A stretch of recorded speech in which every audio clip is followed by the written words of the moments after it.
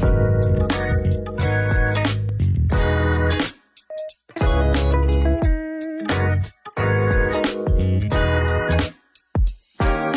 everybody, hi to Martina and to Jasmine. Before we start, I think it is best to introduce our team first. So we are from Work to Learn by Korea, and I am the communication officer, but I am not alone in this team as I have these amazing teammates with me. So in our program, in our Work to Learn program, there are three subdivisions. First is project development. The second is media and marketing communication. And the third one is project development. So the first one for the project development, we have Michelle and Julia. Oh, by the way, Michelle is also our chief. So she's the leader of our group. And then for the second division, media marketing communication, we have three members, Pooja from India, Raisin from the Philippines, and me, Celine from Indonesia. Oh, by the way, I forgot to mention, Michelle is from Myanmar and Julia is from the Philippines. For the third division, the project development, Devon is from the Philippines and Wendy is from Cambodia. So yeah, we are combination of youths from all over ASEAN or Southeast Asian. Yep, so this is our first project, I could say. After this, I think we can move into our podcast. So hi everyone, good afternoon. Thank you so much for coming here today and sparing your valuable time for our first podcast episode. Thank you so much. Before we begin, thank you. Before we begin, let me first introduce myself again because I will be your host, and I think it would be best if you could know me better. Jadi, just like Indonesians' most amazing, most famous proverb, tak kenal maka tak sayang, in English meaning out of sight, out of mind. Okay, I won't dig any deeper into any literature thingy because I bet our listeners are already impatient to hear from both of you, our amazing first two speakers today. So briefly, my name is Celine and I am the communication officer at Work to Learn by Korea, as I have mentioned earlier. So more personal information about me. I am 19, a first-year undergraduate student at the University of Melbourne, majoring in food science. Yes, I love food, but I am terrible in cooking and baking. But no worries, because in front of me, in my screen, we have two highly professional bakers with us today. So to hear a bit about their story, you guys have to hear this. Starting from one online cake business, expanding to 4 online stores at 2 cities, Jakarta and Batam, and not to mention, they just launched an Instagrammable cafe at Peak, Pantai Indah Kapuk, at an area at North Jakarta, and it has become one of the most loved cafe in town.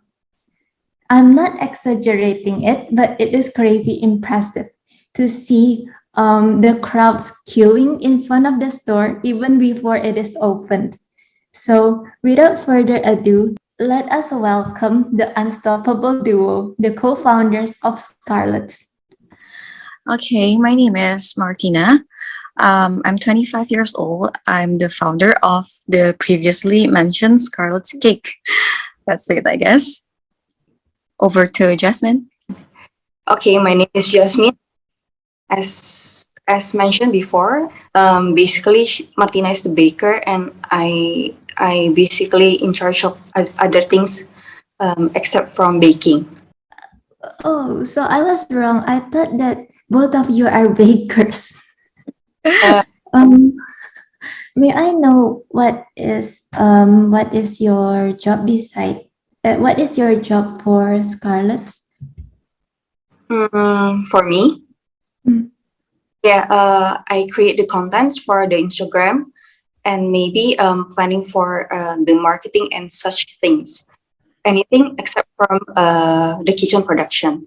Oh, by the way, may I know what is the relationship between both of you? So we're sisters. What really? Oh yes. Do you mean sisters by blood? Oh wow, that is amazing. Really, Scarlet started as a company or a group that based on four people, which is four sisters, and I'm the third one. Martina is the second, and we have two other sisters, and we started Scarlet as four people. Then along the way, we got separated from Scarlet, and Scarlet's remaining only two-person, Jasmine and Martina only. Oh, that is very interesting to hear that you guys are siblings and you started the business all the way from scratch together. Wow, I'm impressed. Okay. May I know the details about why you guys start this business? Okay, we started as four siblings, as the before mentioned. We started at the year of 2016, I guess, on March. It was in a small city in Batam. And then we were on the online business for 5 years, I guess. And then we decided to move to Jakarta and start the online business again for about almost a year, 6 months, another 6 months in Jakarta online. And then we started to invest in offline store. But more on the detail, I over to Jasmine. Okay. For the details might be too much, but I guess along the way, um, we started as we were selling only birthday cakes online based in Batam for like the first few years. Then, mentioned before, when we started as four, the first one, the oldest sister, her name is Miss Ellie. She's very talented as well. She got out and she made a new brand that's called Itsumo, which is also operating now in Batam. Then when she left, starts remains as a three-person brand, and then we make more products. Uh, and then when the start of pandemic, we are still in Batam, right? And then we started to invent more product, and then we launched the brand Fat Caron. Yes, we launched the brand Fat Caron in Batam. But then, uh, but then one day we felt like we've reached the roof in Batam, and we decided to try out the market in Jakarta. Then on 2021, uh, uh, we moved to Jakarta and we started Scars in Jakarta, and the rest is what Martina told you. I guess that's it. Oh, so are you guys flying to Jakarta for Scarlett? Yes. Wow. From Batam to Jakarta, just to expand our business, I guess. Yeah. But I think it is a very brave and great idea to like to have the courage to fly to Jakarta to expand your business We're very because bold, like bold, not in a very positive way, but bold, crazy bold. but at least the result is very good. You. I guess we didn't expect the Fat Karen to sort of took off, but but people somehow really like the idea of the Korean Fat Karen. I guess because we are entering the Korean wave during this era now. I think that's very right when you say Korean wave because K-pop is really dominating the world right now. And I can see that from your Instagram page, your cake is sort of like the Korean aesthetic. And fun fact, guys, I actually visited the store. I'm from Pekanbaru, and when I went to Jakarta, I specifically visited Scarlett's because I have wanted to try your fat crons. And then I saw on the tip one, on the what is it? Tip box. Yeah, it is for NCT concert, right? Because one of my staff really loves NCT. Yeah. BTS, And then, but he loves NCT, so we changed it. okay. Are you guys K-pop fans too? I'm a huge ARMY, so I guess yes. Oh, what No. about Jasmine? I was Big Bang, but it used to be a long time ago. Oh, from the start, have you guys planned Scarlett's to be like a Korean type of cake? Good question. Actually, I don't really think so, but along the way, I guess 2019, me and Martina and my other sister visited Korea, and we love it so much. I guess we've visited one cafe there. It is called Layer. It has quite a similar concept to what Scar's Cafe is now, and I guess we got the inspiration from there, and we try to project it in our cafe now. So I guess we didn't really we've never really mentioned that we want our cafe to be really Korean inspired, but just I guess along the way we made it to be similar to what we want or what we saw in Layer or in cafes in Seoul. I guess yes, along the way, yeah, that's what I figure out. That is amazing. Okay, so what are the challenges that you guys found during the pandemic? Okay. As for Scarlett's, I don't think we have any problems because I think in pandemic time, people are spending more money, spending more in online business. So we are not struggling so much in sales, but I guess we are struggling more in the part of delivery because people expect your package to be really safe, and at times we still get a lot of complaints that our packaging is not as safe as they want to be. How about Martina? Do you think we have any more challenges facing the pandemic? I think we got lucky because we only started this offline store at the very, I shouldn't say at the end, but not at the beginning of the pandemic itself, because during the first year of pandemic, people are very cautious. So I think that impacts a lot of F&B business, but in terms of offline, because we are doing online business, I guess like what Jasmine said, people are spending more on the online business.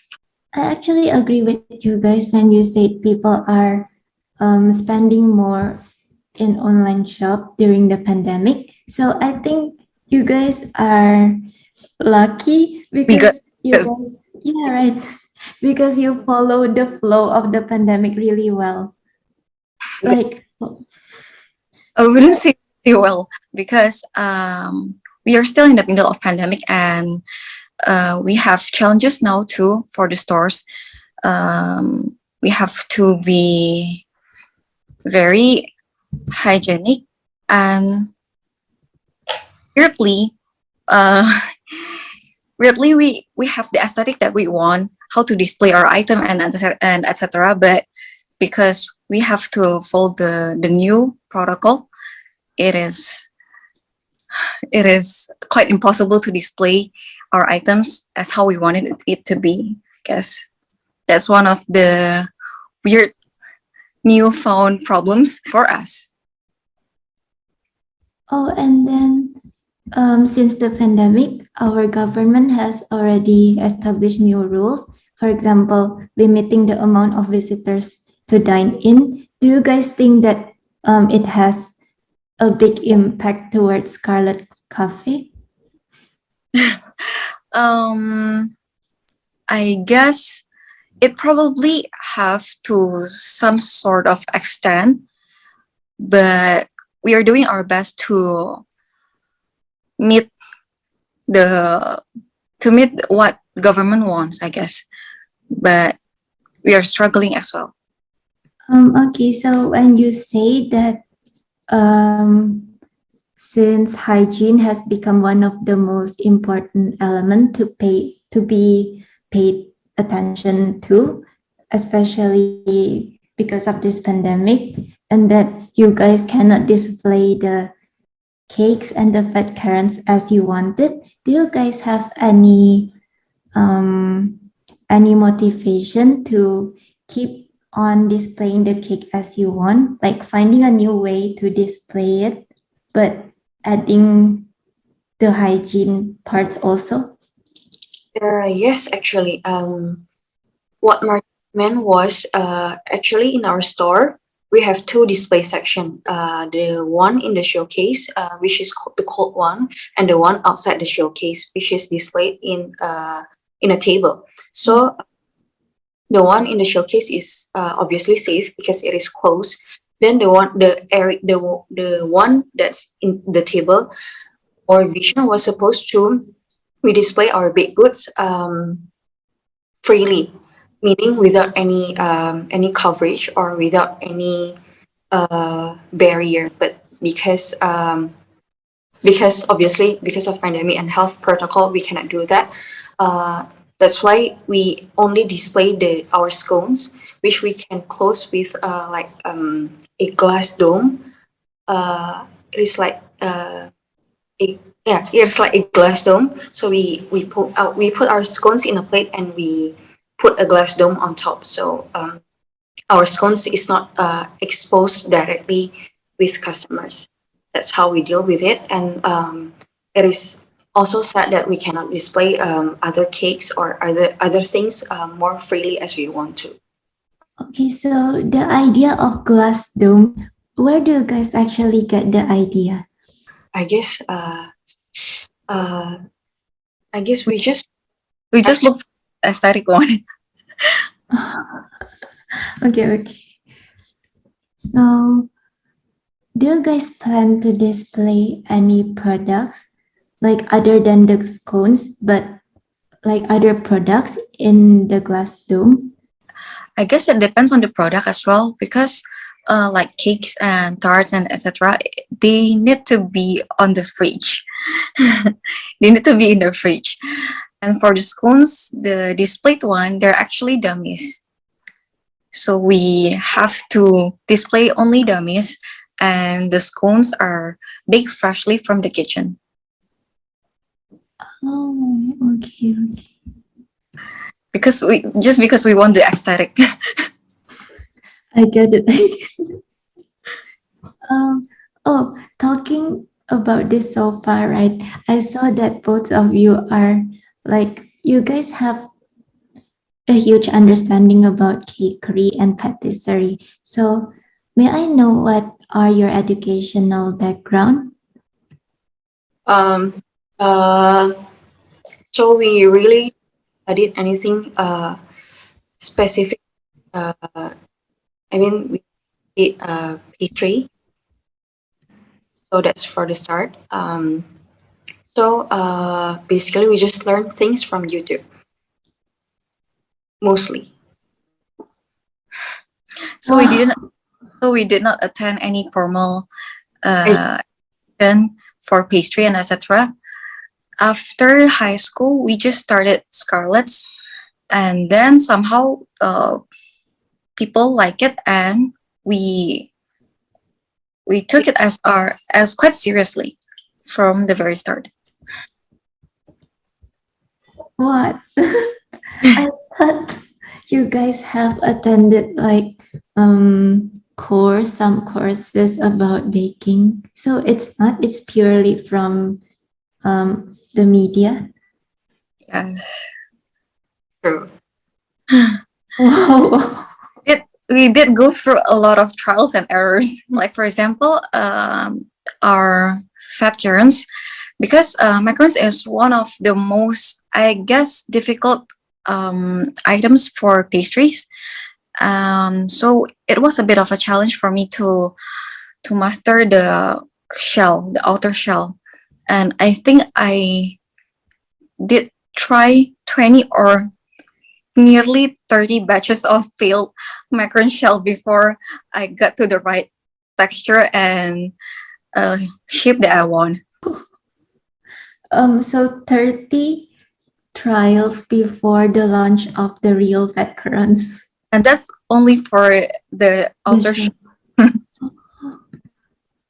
We did go through a lot of trials and errors. So other than the shell, fat currants, what attracts fat currants to many people is also their feelings, right? You guys have lots of feelings, and I think it keeps on, it keeps getting more and more variations each day. Where do you guys get the inspiration for it? It's just the stuff that we like to eat mostly. I guess we try things from other stores or we try things here and there, and then I guess that's how she got the inspiration from. Even sometimes from the food that I eat, not exactly or exclusively dessert only, but sometimes from this type of French food or anything, something that I like, and I'll just try to adopt the flavor and transfer it to fat currents. Oh, so whenever you eat something or you guys do something, I believe that Scarlett's is always in your mind. Well, I guess so. Yes, sort of. It's like our baby now. Wow. But your baby is going huge. Okay, okay. So, how do you guys cope with the challenges found during the pandemic? As aforementioned, I don't think we face the hardest part for F&B business during the pandemic. I've heard a lot of stories about my friends who started F&B and they struggled a lot during pandemic. But luckily we didn't go through that, or not as bad, because like we mentioned before, we are online business, but we did have a bit ups and downs during the pandemic in terms of sale. I think another thing about the problem in the during the pandemic was to manage the staff, because we do have a lot of staff and hard to manage them in our own circle, and to not control but to advise them to not go out at that time to keep our circle safe. But I guess that also we got through that, and glad that everything is all right and it's okay, and the business is okay. That's very nice to hear that you guys are really surviving well in this pandemic. Talking about the delivery, the safety of delivery, that has become one important thing to be emphasized during the pandemic and that you guys have received complaints from customers. How do you guys keep planning to improve it, to improve the safety of packaging and so on? Okay, first of all, we always try our best and we think we are the customers. Do we okay receiving package like that? And when we are okay, sometimes some customers are a bit trickier than others, maybe. So that's how we do it is we keep close contact with admins, or admins that that's that speak directly to our customers, and when they have complaints or something, we try to hear them and we try our best to always be better.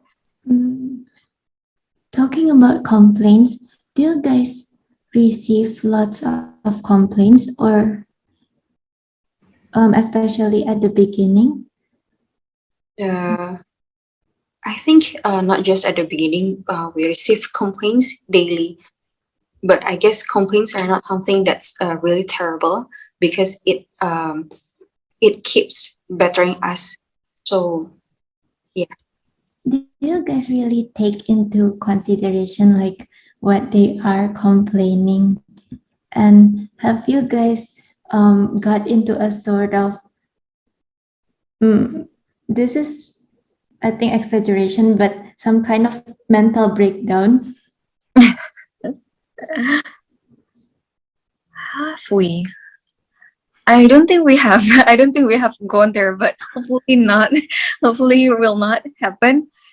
Uh, it's just every time there is a complaint, we keep reflecting ourselves and our service, our product, and if it is something that we have to change, and we can change, we'll change. Is if it's for the better, but if it's in terms of taste, if it's something like it's a bit too sweet, it's not too sweet, it's not too sweet enough, like something like that. Uh, I think we are in a phase that we don't take it as it is now because we have our preference to in food, and I think as long as I'm selling what I like and what I think most of the people will like, I'm okay with that. It's actually true because you actually cannot make everybody happy. You cannot satisfy everyone. So I think it's just natural selection. So that we can keep the customers who truly love our products and we can get rid from people who are not suitable for our products. So moving on to the next question. What do you guys learn from the pandemic? Sorry for being repetitive. Oh, in terms of, I think we learned quite a lot because before the pandemic, I think I speak for most people in F&B business. Before the pandemic, I don't think we are that aware of customers' behavior. After the pandemic, we have to learn about the customers' behavior, and I think all the F&B owners now, they really appreciate their customer even more before the pandemic. That's one. Oh, by saying customer behavior. So what do you guys do to enhance this customer and business? How to enhance your relationship marketing? I'll pass it to the marketing manager. Um, I think during the pandemic, people use social media more and are more aware of, and keeping updated on social media is one of the things that you must do to keep your business alive and to keep it I think really aesthetic in a way that your content is something that you are aware that people want to see, that or as simple as keeping the photos on and the content really appetizing, one thing, informative, and easy to reach. I think it is something that we have to do during the uh, as content creator. Also, one of the things that really help is making reels on Instagram or TikTok videos. Maybe we haven't jumped in on TikTok yet, but I think reels is really helping for um, uh, the marketing and the customer and business relation part. So the point is to make the most out of social media and keep on following the trends of social media. For example, Instagram, we have Reels. And since Instagram is trying to somehow highlighting their new features, I think, yeah, just like what Jasmine has said, using Instagram Reels has been very successful to increase more reach to the audience.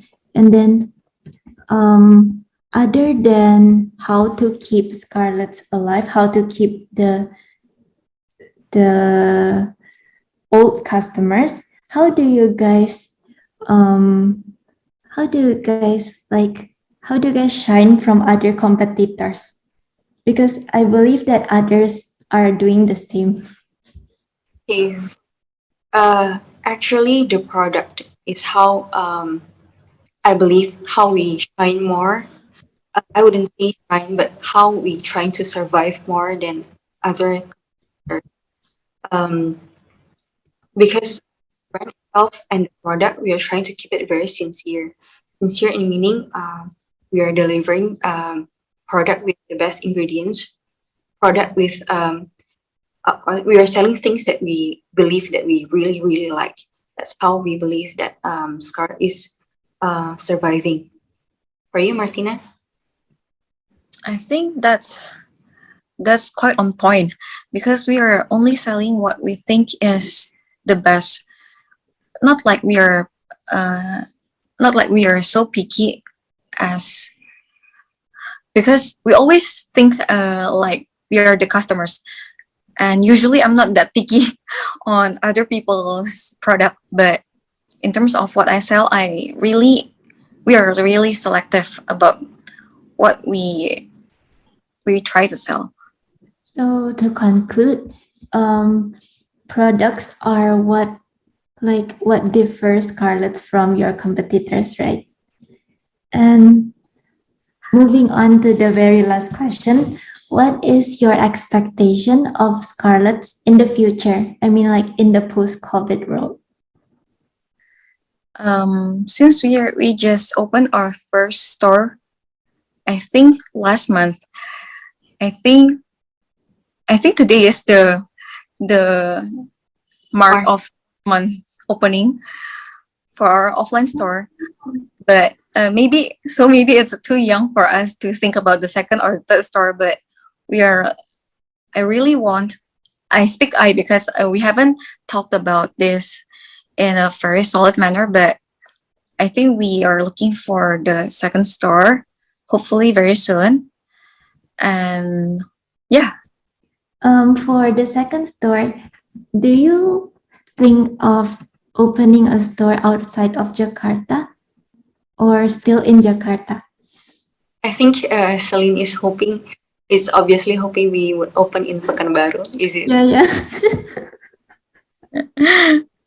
But for now, we are still looking inside Jakarta because I don't think we can. We have the how manpower and the energy to open outside Jakarta. I guess, yeah, yeah. I guess that's it. but hopefully we'll be outside of Jakarta soon. Specifically in Pekanbaru. Oh, by the way, do you guys still plan to continue your online business? Oh, we are doing online and offline both. Do you guys still plan to keep the online business in the future, or you are planning to slowly move the online business to offline business? we're still planning to do the online even after later, because we are actually selling different products online and offline. Just a few items that are selling in both, but for offline we have, for example, we have cards and etc. And for the online we are exclusively for fat currants, and we are more focused on birthday cakes, which are not available on offline store. Mm. We're selling also different experience, and for the offline store, it's like it's more like we want the customers to experience the aesthetic, to experience the hanging out in a cute little cafe. And for the online, mostly it is operating for people who want to give gifts. But basically, what I was saying is, the online store and the offline store basically offers two different experience. For the offline, we are offering experience and the experience of sitting down in a cute little cafe. And for the online stores, people are buying gifts for other people, such as fat currants for birthday or birthday cakes and such, and things like that. Not the not the customer that experience the food. You get it? Yeah, I get it. So you plan to keep on this form of business, both online and offline in the future, because it offers different objectives for both, right? Yeah. I think it is a very good idea actually to have two types of business and to offer different experience for both types of business. So that's it for our podcast today. Thank you so much for coming in. And I hope that Scarlett's could expand to many more cities across Indonesia because I want to try Scarlett's. I want to eat Scarlett's more easily. And I hope that you guys can reach beyond Indonesia, like go international, hopefully. Thank you, and thanks for having us, and especially thank you for visiting the store. And we do hope that we can go beyond Indonesia, but we'll see in maybe like 5 to 10 years. That's a far shot, but really, thank you for the best wishes. Thank you, Celine and Davin, for giving me and Martina a chance to talk about our baby Scarlett. And we hope for you guys to have the best of luck and the podcast to grow bigger as well. Okay, that's it. Thank That's a you. wrap. Thank you. Hi, everyone.